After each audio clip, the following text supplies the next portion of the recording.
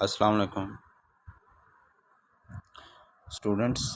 آج کا ہمارا lecture 8 class English lesson number ہے 3 پوئم آن دا اوشن، جسے لکھا ہے سیموئل ٹیلر کولرج.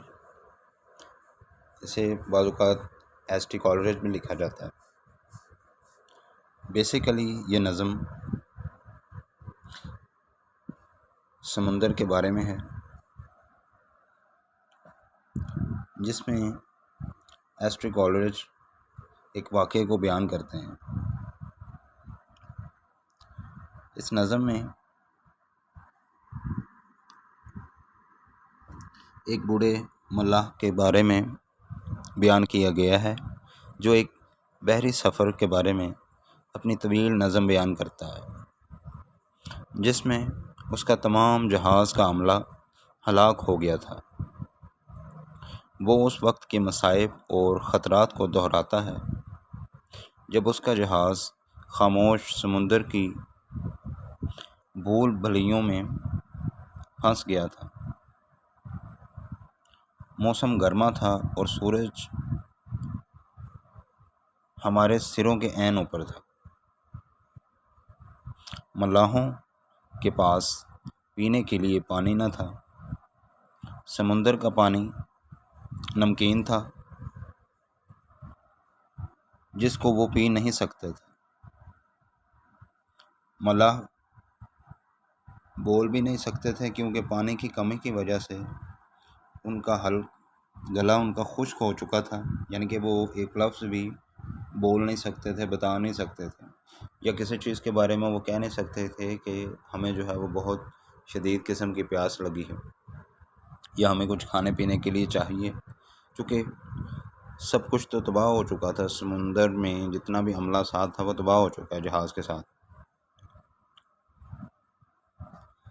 اس صورت میں جہاز کا جو عملہ وہ خاموش ہو گیا، جس طرح کے جہاز اور سمندر تصویر میں ساکن اور خاموش ہوتے ہیں. اگر آپ کوئی تصویر دیکھیں نا جس میں ایک جہاز ہے جو سمندر میں بہتا ہوا نظر آتا ہے، یا اس کے ارد گرد جو ہے وہ بہت زیادہ پانی ہے، لیکن وہ پانی چونکہ نمکین ہوتا ہے وہ پینے کے تو کام نہیں آ سکتا.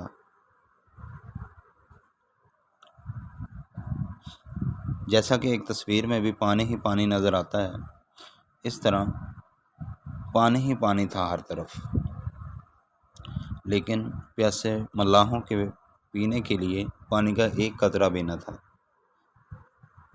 یعنی کہ سمندر تھا، بے بہا پانی ہے، لیکن اس صورت میں وہ پانی کسی کام کا نہیں، جبکہ جو لوگ ہیں وہاں پر وہ پیاس سے مر رہے ہیں. اس لیے اس سمندر کا جو عملہ ہے وہ ایک ایک کر کے سب کے سب پانی کی وجہ سے مرتے گئے، ہلاک ہوتے گئے. تو اسٹوڈنٹس، ہم نے اس نظم کے بارے میں پڑھا. اب اس نظم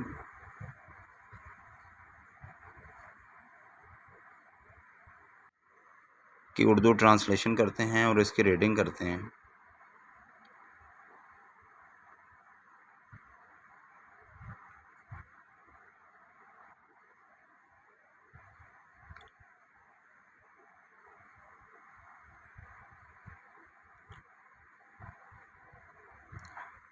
All in a hot and copper sky.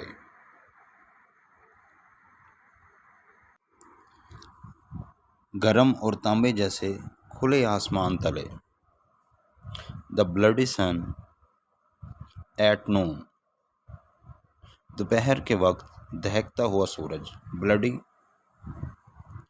دہکتا ہوا، جیسے بلڈ ہے تو بلڈ سے مراد خون لیا جاتا ہے، تو اس کے جو کلر ہے اس کے ساتھ ریزیمبل کیا گیا ہے، اس کو سملیرٹی جو بیان کی گئی ہے اس کی.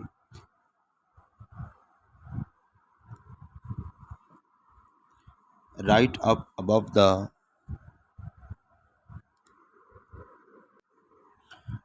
mast did stand. مستول کے عین اوپر کھڑا تھا.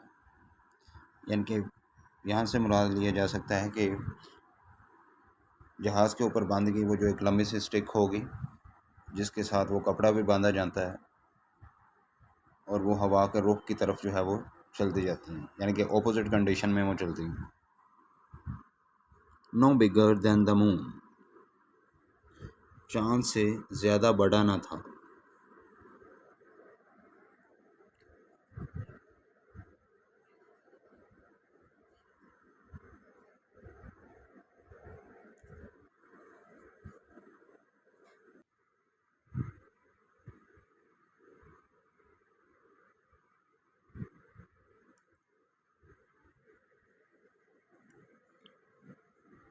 The right up above the mast did stand, no bigger than the moon، مستول کے عین اوپر کھڑا تھا، چاند سے زیادہ بڑا نہ تھا۔ اب یہاں پر جو ہے وہ ایک بلاک کویسچن ہے اسٹوڈنٹس، یہ بھی بہت امپورٹنٹ ہے کہ what do you understand by copper sky, copper sky سے آپ کیا مراد لیتے ہیں؟ بیسیکلی کاپر اسکائی سے مراد ہے بہت زیادہ گرم یا جھلسا دینے والا۔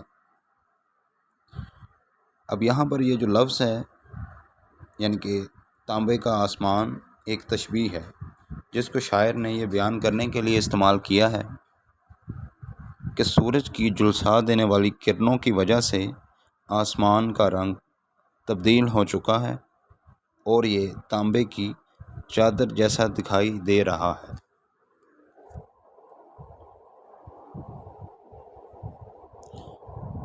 اب یہ جو بلاک کویسچن ہے اس میں دیکھیں، the word copper used as simile, simile سے مراد ہے کہ اس سے تشبیہ دی گئی ہے۔ ایک میٹافر ہوتا ہے استعارہ، ایک ہوتے ہیں شمل جسے تشبیہ دی جائے، کسی کے ساتھ مشابہہ کرنا، کسی کے ساتھ ملتا جلتا ہونا، تشبیہ کے میننگ میں آتا ہے۔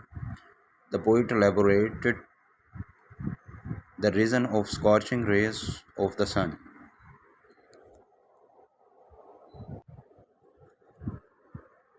نیکسٹ اسٹینزے میں آپ دیکھیں، day after day, day after day, ایک دن کے بعد دوسرا دن گزرتا گیا، یا آپ کہہ سکتے ہیں کہ دن کے بعد دن گزرتے گئے۔ وی اسٹک نار بریتھ نار موشن، ہم ایک ہی جگہ جمے رہے، یعنی کہ ایک جگہ ٹھہرے رہے، نہ سانس ہے نہ کوئی حرکت ہے، یعنی کہ بے حس و حرکت۔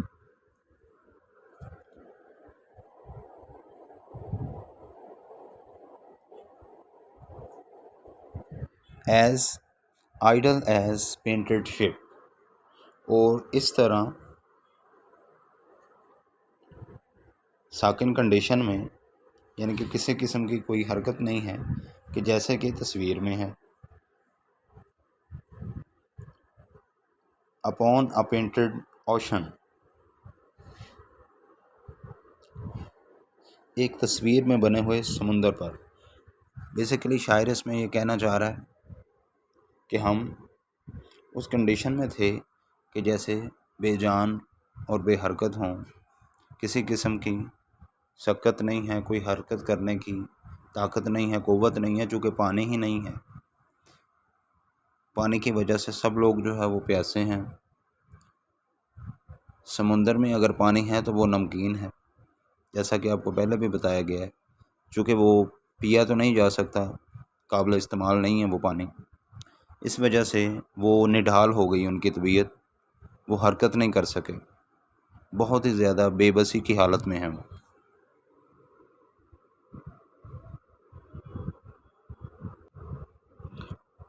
اب اس میں آپ یہ بلاک کویسچن کو دیکھیں، how does the poet describe motionless, کہ شاعر ساکن کو کیسے بیان کرتا ہے، یعنی کہ جو موشن لیس سے مراد ہے کہ حرکت ہی نہیں ہے کسی قسم کی، یعنی کہ ریسٹ کی پوزیشن میں ہے۔ ایک ریسٹ ہوتا ہے اور ایک موشن ہوتا ہے. یہاں پر موشن لیسنس ہے، یعنی کہ بالکل ہی ساکن ہے. The poet described motionlessness as an idol. اب شاعر ساکن کو اس طرح بیان کرتا ہے، یعنی تصویر میں بنا ہوا جہاز یا ساکن. جیسے تصویر کا جہاز ہو، جیسے آپ کوئی بھی تصویر لیں جس میں کوئی گرینری بنی ہوئی ہے یا کوئی درخت بنا ہوا ہے، اس کے اوپر پرندے بیٹھے ہوئے ہیں. اب وہ جو تصویر ہے اس میں جو درخت پر پرندے بیٹھے ہوئے ہیں، انہوں نے بیٹھے ہی رہنا ہے، انہوں نے کوئی حرکت نہیں کرنی. وہ یہ نہیں ہوگا کہ اڑ کر جو ہے وہ کہیں دوسری شاخ پر بیٹھ جائیں یا آسمان میں ہوا میں اڑنے لگیں، اس طرح نہیں ہوگا. تو اس میں بھی شاعر بیسیکلی یہی کہتا ہے کہ آئیڈل کا لفظ جو استعمال کیا گیا ہے وہ ساکن کے لیے استعمال کیا گیا ہے، جو کسی قسم کی حرکت نہیں کر رہے، اس لیے لفظ ساکن استعمال ہوا ہے. واٹر واٹر ایوری ویئر، ہر طرف پانی ہی پانی ہے. اب وہ جو ملاح ہے وہ کہتا ہے کہ ہر طرف پانی ہی پانی ہے. And all the board did shrink, تمام تختے سکڑ گئے ہیں. واٹر واٹر ایوری ویئر، ہر طرف پانی ہی پانی تو ہے. But not a drop to drink, لیکن وہ پانی پینے کے قابل نہیں ہے، پینے کے لیے نہیں ہے. بیسیکلی اس سٹینزے میں، اس بند میں شاعر یہ کہتا ہے کہ ہر طرف پانی ہی پانی تو دکھائی دیتا ہے، لیکن سمندر کے پاس ہونے کے باوجود بھی ہم پیاسے ہیں. چونکہ وہ پانی چونکہ نمکین ہے، اس وجہ سے ہم پانی تو پی نہیں سکتے. اور جو تمام تر وہاں پر جو پائے جاتے تختے تھے وہ بھی سکڑنے شروع ہو گئے ہیں. اتنا زیادہ پانی ہونے کے باوجود ہمارے لیے وہ پانی اس وقت کسی کام کا نہیں. چونکہ جہاز کا جتنا بھی ہلکا ہے وہ سارا ایک ایک کر کے مر رہا ہے پانی کی وجہ سے، تھرسٹ کی وجہ سے، پیاس کی وجہ سے. تو اس پانی کا کوئی فائدہ نہیں ہے.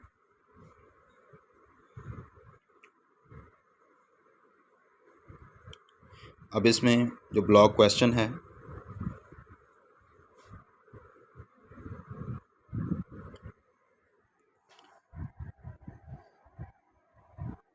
why there is not a single drop of water to drink، وہاں پینے کے لیے پانی کا ایک قطرہ بھی کیوں نہیں ہے. تو اس بات کو جو ہے وہ پہلے بھی ایکسپلین کر دیا گیا ہے، بتا دیا گیا ہے. The sailors are on the ship، وہ جو ملاح ہیں نا وہ بحری جہاز میں وہیں پر یعنی کہ وہ بیٹھے ہوئے ہیں.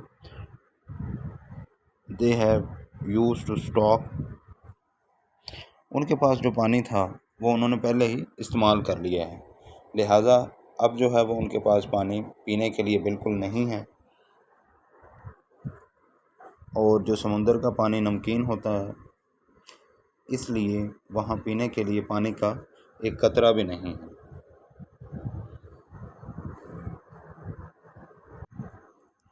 یہ نظم ایک بوڑھے ملاح کے بارے میں ہے جو ایک بحری سفر کے بارے میں اپنی طویل کہانی بیان کرتا ہے، جس میں اس کا تمام جہاز کا عملہ ہلاک ہو گیا تھا. وہ بوڑھا ان مصائب اور خطرات کو بیان کرتا ہے جن کا انہوں نے بحری سفر کے دوران سامنا کیا تھا.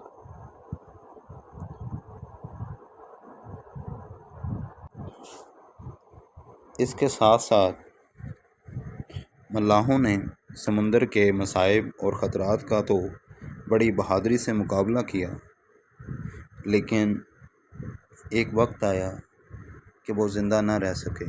مقابلہ کرتے کرتے ان میں پھر کوئی سکت نہ رہ سکی پانی کی پیاس کی وجہ سے، اور وہ مر گئے. چونکہ کوئی بھی انسان پانی کے بغیر زیادہ دیر تک زندہ نہیں رہ سکتا.